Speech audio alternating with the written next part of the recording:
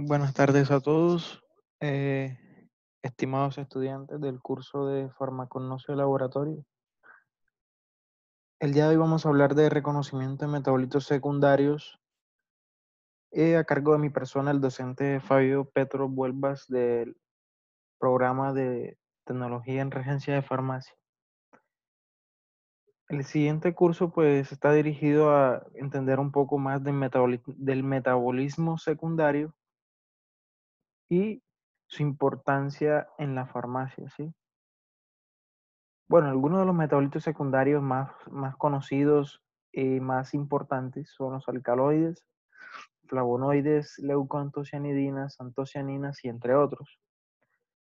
Un aspecto metabólico importante es la biosíntesis de los metabolitos secundarios. ¿Eso qué significa? Cómo se generan a nivel interno de la planta u otros microorganismos como son los hongos y bacterias.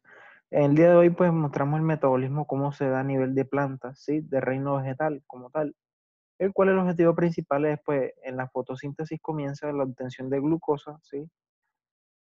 El cual está dirigido, ¿sí? Está dirigido a obtener glucosa a partir de CO2 y agua, teniendo como catalizador pues la luz ultravioleta del sol, ¿sí? Esa fotosíntesis pues genera la formación de glucosa, que es el carbohidrato elemental de 6 carbonos. Ese, por muchas rutas metabólicas, entre una la glicólisis y la otra de la eritrosa 4-fosfato, se generan algunos metabolitos, ¿sí? Entre esos el ácido chiquímico, el cual es uno de los precursores para obtener los compuestos fenólicos. Algunos de esos compuestos fenólicos son del metabolismo primario, que son la fenilalanina, la tirosina, que son metabolitos primarios, los cuales son aminoácidos y que después de su degradación o su biotransformación a nivel interno de la planta se generan alcaloides. Por otras partes, otros mecanismos metabólicos, como es la obtención de la acetilcoenzima A, se pueden obtener policétidos, se pueden obtener lípidos y ácidos grasos, como a su vez por la ruta del ácido mevalónico se puede obtener terpenos, esteroides y carotenoides, los cuales se caracterizan por ser pigmentos coloreados que se encuentran en la corteza de muchos vegetales, ¿sí? Como lo es el tomate, que para su elemento principal es el licopeno, también el achiote, que tiene como molécula principal carotenoide es la vixina, que es la responsable del color rojo del achiote, así como otras sustancias. Bueno, siguiendo más adelante, pues es necesario conocer qué es el metabolismo secundario. ¿Sí?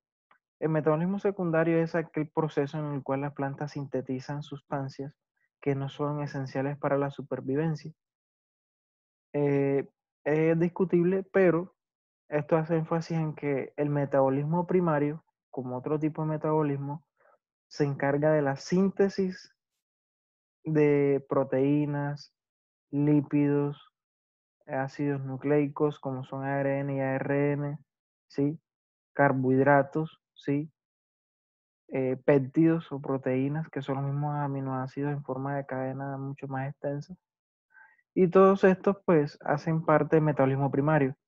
Una vez la planta pues tiene en exceso metabolitos primarios, estos se biotransforman en metabolismo secundario, en metabolitos secundarios que son productos de desecho o productos químicos que pueden ser utilizados para la defensa de este tipo de organismos que son del reino vegetal, que son las plantas.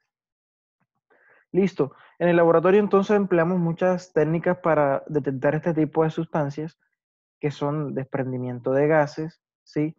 Formación de precipitados, cambios de coloración, los cuales cuando uno presencia ese tipo de cosas en el tubo de ensayo o en el experimento de laboratorio, pues nos damos cuenta de que Si eso sucedió, esos ligeros cambios químicos o cambios de coloración es porque hubo una modificación de un grupo funcional o la apertura de un sistema anular que no es más que la ruptura de un anillo, ¿sí? De un anillo de un sistema de carbonos, lo cual lleva a la formación de un complejo posteriormente y lo cual da como resultado una manifestación sensible, como el cambio de color que ya le había comentado a ustedes, la formación de un precipitado o el desprendimiento de un gas, dando indicios de presencia o ausencia de un metabolito secundario en particular. Uno de los metabolitos secundarios eh, que son bastante estudiados y son de gran importancia farmacológica son los alcaloides, los cuales se pueden considerar como un compuesto de origen natural, es decir, que se puede obtener no solamente de plantas, sino también de animales, bacterias y también de algunos hongos. Eh, un ejemplo muy popular de alcaloides también en animales es la batrachotoxina, la cual es un alcaloide que se encuentra en la piel de la rana del Amazonas que se llama Epidobates versicolor, el cual es una rana que tiene esa toxina y que ha sido estudiado también con propiedades analgésicas mucho más potentes que la morfina. Pero también se ha conocido que con un solo miligramo de la batrachotoxina aislado de esta rana puede causar la intoxicación y hasta la muerte de 10 individuos con un solo miligramo. Entonces, eso nos ratifica de que los alcaloides poseen, poseen actividades farmacológicas a dosis bajas, ¿sí? Y estos en el proceso metabólico de metabolismo secundario se generan o provienen de la degradación de aminoácidos, ¿sí? Que son metabolitos primarios. Y responden a reacciones de precipitación, es decir, que en un tubo de ensayo usted hace la técnica con metales pesados como eh, bismuto, mercurio o tungsteno, forman precipitado, es decir, que forma una turbiedad en el fondo del tubo, dando como positivo.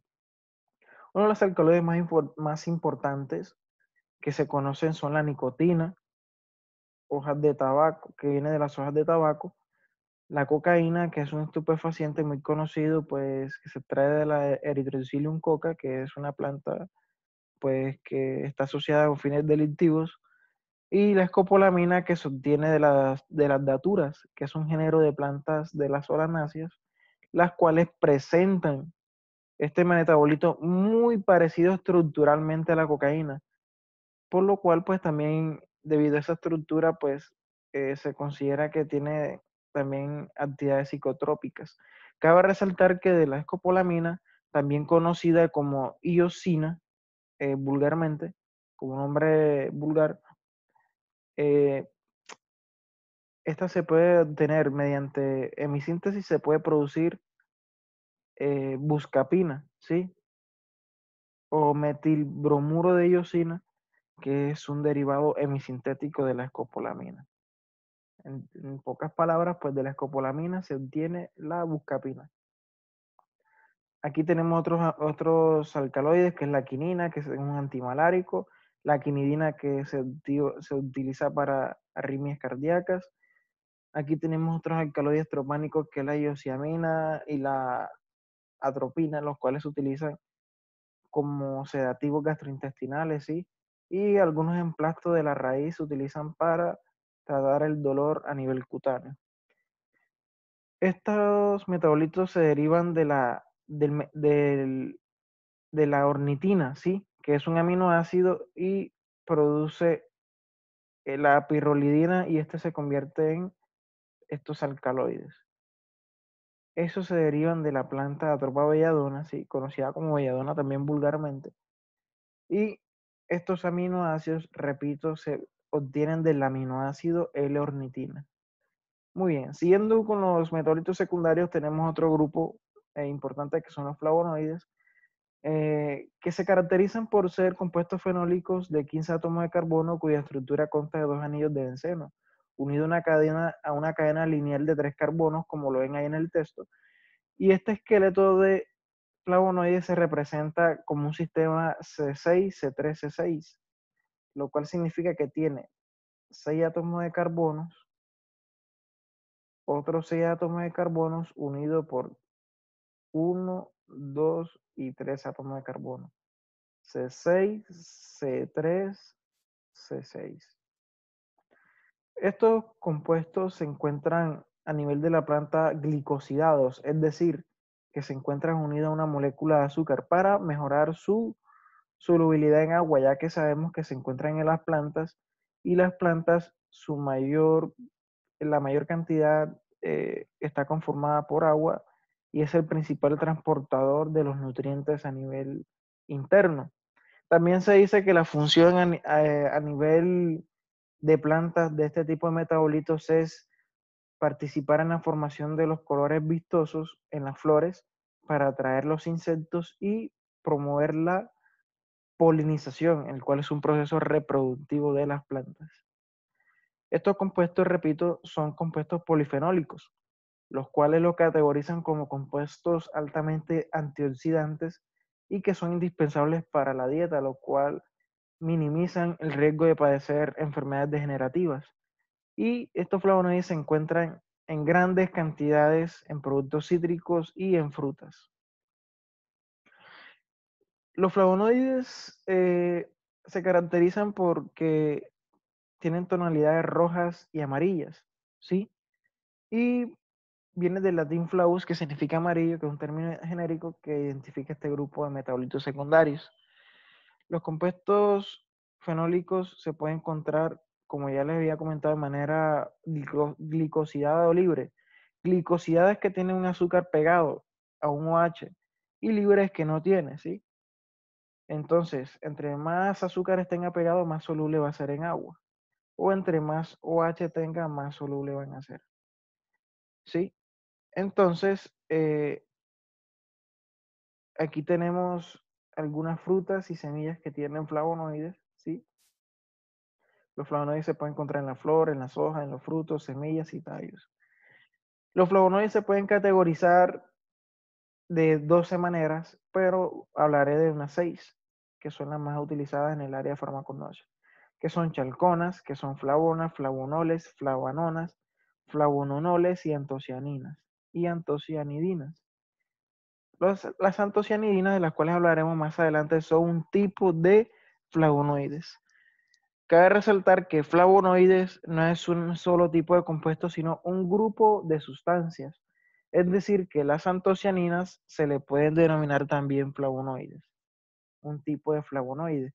Entonces, eh, hay que tener en cuenta que existen estos 4 tipos de flavonoides que estoy señalando aquí, que son los más relevantes, y cómo se diferencian de ella. ¿Cómo se diferencian de ella? Todo es idéntico, la diferencia está aquí, que los flavononoles tienen un doble enlace y un OH.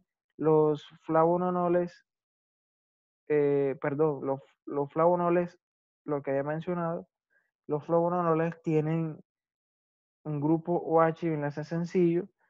Las flavonas tienen un enlace doble, sí, solamente, y las flavanonas tienen un enlace sencillo. Bueno, la nomenclatura de los flavonoides que hay siempre vulgarmente se le conoce con una terminación en ina o en ol, como se ve aquí en el texto, ¿sí? Y dependiendo de dónde se extraiga, le agregan la terminación ina o ol, ¿sí? Entonces, aquí tenemos, esta se extrae de la planta de acacia, esta se llama acacetina. Estos son flavonoides tipo flavona, ¿sí? Porque tiene un doble enlace aquí solamente. Y este es un flavonoide tipo flavonol, que se llama la quercetina porque se tiene de la planta de Quercus, del género Quercus, y tiene un doble enlace y un OH, se llama flavonol. Aquí tenemos la naringenina, que es una flavonona. Tenemos el homoeridiotiol, que es una flavona, perdón, flavonona, sí, el cual tiene un enlace simple. Y estas plantas pertenecen al género Citrus y Eriodictyum respectivamente. Aquí tenemos las leucoantocianidinas, muy parecidas a los flavonoides, pero no son flavonoides. Y estos se caracterizan porque son compuestos incoloros, ojo, incoloros, no presentan pigmentación. Estos productos se dicen que son intermediarios metabólicos, eh, es decir, que son como el paso antes de convertirse a flavonoide dentro de la planta. Él se va a convertir en flavonoide, pero no es flavonoide todavía, a nivel sintético dentro de la planta. Se dice que participan en la polinización, sí, y protegen de la luz UV algunas plantas, cuando ya se han convertido en antocianinas o flavonoides. Listo. Ahí aparece, aquí debajo aparece cómo se determina. Les recomiendo leerlo en documentos que ya les transferido. Tenemos entonces también antocianinas y antocianidinas, que son agliconas respectivamente. Es decir, se le llama glicona a cualquier metabolito secundario que no tenga azúcar pegada. Y si tiene un azúcar pegada, se le llama glicósido. Repito, antocianina es el glicósido y antocianidina es la misma antocianina, pero sin el azúcar, lo cual se le categoriza como una aglicona. Listo. Ojo, antocianina es un glicósido y la antocianidina es la glicona, lo contrario. Entonces aquí en el ejemplo tenemos es que son agliconas o antocianidinas. Las frutas son ricas en antocianina. Gracias a las antocianidinas o antocianinas, son las tonalidades de distintos colores que varían entre el rojo, el púrpura y el morado, los cuales le dan la capacidad a las plantas de poder tener colores vistosos que los proteja de la luz ultravioleta, ¿sí? Son pigmentos que son solubles, ¿sí? Son pigmentos solubles que se encuentran en las plantas. Son también categorizados como flavonoides, ¿sí? Y se extraen en agua por ser solubles en agua. Entonces, para este punto, quiero resaltar de que nosotros hicimos una práctica vía virtual en la cual utilizaron moras para obtener el extracto y aplicaron medio ácido y medio básico. Y aquí está la respuesta de qué es lo que sucede a los cambios de color. Cuando el pH es básico, hay una tonalidad de color azul o verde que corresponde a esta estructura química que es la responsable del cambio de color. Cuando usted adiciona un medio ácido, un pH menor a 3, que está en medio ácido como tal, la estructura química cambia y por eso el color cambia. Entonces, las antocianinas tienen la capacidad de ser indicadores ácido-base. Tenemos los cardiotónicos, ¿sí? Los cuales se encuentran tanto en plantas como animales.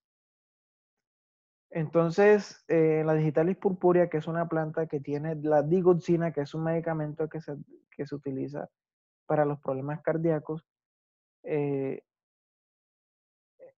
como tal, estas sustancias químicas son de naturaleza terpénica. Estos metabolitos actúan sobre el miocardio, causando una estimulación sobre el músculo como tal, el músculo cardíaco. Eh, estos compuestos tienen efectos sobre el músculo cardíaco siendo agliconas, es decir, no teniendo azúcares unidos a la estructura. Y en forma de glicósidos, pues también tiene un efecto, pero mucho menor. Para la determinación de este tipo de sustancias tipo cardiotónicos, se utiliza el reactivo de Kitt, ¿sí? Y existen dos tipos de cardiotónicos. Existen los cardenólidos, que son este tipo, y los bufadienólidos, que se encuentran en los sapos. En, en los sapos como tal, que son unos batracios, unos animales anfibios que como tal, en la parte anterior de la cabeza, tienen unas glándulas que pueden sintetizar cardiotónicos, los cuales pueden causar eh, daño en sus depredadores y lo utilizan como mecanismo de defensa. Por otra parte, pues aquí les muestro la planta que tiene el compuesto, que tiene la digoxina y la digitoxina, que ambos son cardiotónicos, ¿sí? Hablemos de los taninos. Los taninos también son metabolitos secundarios, los cuales son producto de excreción de las plantas involucrados en mecanismos de defensa de las mismas con otros organismos eh, parásitos. Quiero resaltar y hacer un ejemplo. En la parte costa de aquí de Colombia, pues existe la mangífera indica, la popular planta de mango, la cual que cuando usted arranca la fruta presenta un látex de color blanco, ¿sí? Que parece leche. Ese látex es rico en taninos y esos taninos están compuestos por ácido gálico y ácido elágico, ¿sí? Los cuales son ácidos carboxílicos bastante fuertes, los cuales pueden causar quemaduras. Entonces, ese látex lo utiliza la planta como mecanismo de defensa y también otras plantas como eh, la musa paradisiaca, que es el plátano. Tenemos también otras plantas que también producen látex que lo usan como mecanismo de defensa. Entonces, aquí tenemos eh, un ejemplo de taninos hidrosolubles y taninos condensados, ¿sí? Estos taninos hidrosolubles, pues, como lo dice la palabra, son hidrolizables y pueden fragmentarse y ser, de todas maneras, pueden dispersarse en agua. Los condensados o protantocianidinas son taninos condensados como tal que no se pueden romper, es lo que quiere decir, no se pueden disolver en agua, son insolubles en agua y que también pueden causar ciertas quemaduras. Y son los responsables del sabor astringente. Cuando uno se come un banano verde, uno presenta como un sabor marroso en la boca y es debido a los taninos, ¿sí? A los taninos condensados. Entonces también tenemos cumarinas que son fenilpropanoides, sí, son compuestos C6 y C3, los cuales son los responsables de la actividad antioxidante de algunas plantas también, sí, ahí la tenemos. Estas es las cumarinas, sí, son moléculas pequeñas que se encuentran en muchas semillas, sí, y también se encuentra en muchas frutas. Se utiliza principalmente para la producción de compuestos absorbentes de la luz ultravioleta y tiene una principal función en productos cosméticos para hacer eh, como tal bloqueadores solares. Tenemos las saponinas, que son compuestos tipo esteroidal, se parecen mucho a los cardiotónicos, se obtiene de eh, las dioscorias, que son un tipo de ñame, ¿sí? Que se encuentra aquí en la zona. Son productos, son tubérculos, ¿sí? O rizomas. Y las saponinas son grupos de glicósidos solubles en agua, es decir, que tienen azúcares y que son altamente solubles en agua. Tienen la capacidad de dañar los glóbulos rojos, es decir, hemolizar la sangre. Rompen los glóbulos rojos, son tóxicos. También disminuir la tensión superficial, es decir, que pueden comportarse como jabones, tener un aspecto resbaladizo. Es por eso que las personas que han tocado las dioscorias o los distintos tipos de ñame presentan que cuando pelan este tipo de tubérculos es un poco resbaloso debido a las saponinas, ¿sí? Cuando la saponina se le desprende de su azúcar, se le llama sapogenina, es decir, que la sapogenina es la aglicona de la saponina. ¿Listo? Aquí aparece en la parte de abajo cómo se determina, agitando en agua y si presenta burbujas o espuma permanente o abundante, se dice que es positivo. Aquí tenemos los triterpenos y esteroides, que son compuestos también pues esteroidales, muy parecidos a los cardiotónicos y a los anteriores saponinas, que son compuestos derivados de los terpenos, ¿sí? Cuya estructura presenta un sistema anular, es decir, que tiene anillos, tiene ciclos de ciclopentano pedihidrofenantreno, es decir, que se parece a la estructura del colesterol. El colesterol es un triterpeno, ¿sí? Y también puede considerarse como un esteroide si presenta demetilaciones. Los metilos en 10 y 13, pues, que son estos que están aquí, y lo que presentan en 17 también aquí, son características de las monocotiledones. El ergosterol, que es esta sustancia que se encuentra aquí, es el esteroide presente en la glicina Emax, que es la conocida soya. La soya presenta no solamente este tipo de esteroides, sino que también presenta algunos estrógenos femeninos, por lo cual no se recomienda consumir en los hombres altas cantidades de aceite de soya o proteína de soya, ya que presentan estrógenos o esteroides femeninos. Entonces, aquí aparece el procedimiento, cómo se determina. Les recomiendo leerla en la guía, que ya ustedes la tienen, ¿sí? Los triterpenos y los esteroides no son los mismos compuestos, son parecidos, pero no lo son. Los triterpenos se diferencian de los esteroides porque los triterpenos tienen 30 átomos de carbono y los esteroides tienen 27 y presentan esta estructura parecida, ¿sí? ¿Para qué sirven los esteroides? Pues aquí tenemos la solacidina o solasodina, que es la genina de la solasonina, ¿sí? El cual es un triterpeno tipo alcaloide. ¿Qué quiere decir eso?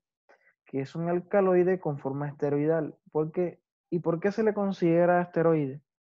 Porque tiene los anillos, pero es un alcaloide porque tiene un nitrógeno intracíclico. Recuerden que los alcaloides son compuestos nitrogenados. ¿Para qué se utilizan los triterpenos? Pues recientes estudios han dicho que de las saponinas obtenidas de las dioscorias, de los ñames, ¿sí? Se pueden obtener corticoides que son analgésicos esteroidales y se pueden obtener también algunos antifúngicos como eh, que son el cortisol también, la hidrocortisona. Algunos son utilizados como antifúngicos, ¿sí? Como la beclometasona, ¿sí? Algunos como analgésicos, como la betametasona también, que se utilizan con otros fines médicos. Cabe resaltar que no solamente se utilizan como analgésicos, sino que también se pueden obtener algunas sustancias que son tipo, que son tipo anticonceptivo, es decir, que a partir de estos triterpenos o saponinas se pueden obtener algunos anticonceptivos como Levonor, Gestrel. Finalmente tenemos las quinonas, las cuales son quinonas o diacetonas cíclicas insaturadas, las cuales se presentan en muchas plantas y que tienen una gran incidencia en la medicina, pues son compuestos de naturaleza laxante. Y se encuentra en el zen y se encuentra también en el ruibarbo, ¿sí? El cual se utilizan como laxantes en productos muy conocidos de la medicina tradicional como la escobita y otro tipo de laxantes como productos fitoterapéuticos. Finalmente, pues aquí tenemos las referencias. Espero les haya gustado la presentación y pues ha sido todo por hoy. Nos vemos en la próxima clase, ¿sí? Y cualquier duda, por favor, escríbame que contestaré todas sus preguntas. Muchas gracias.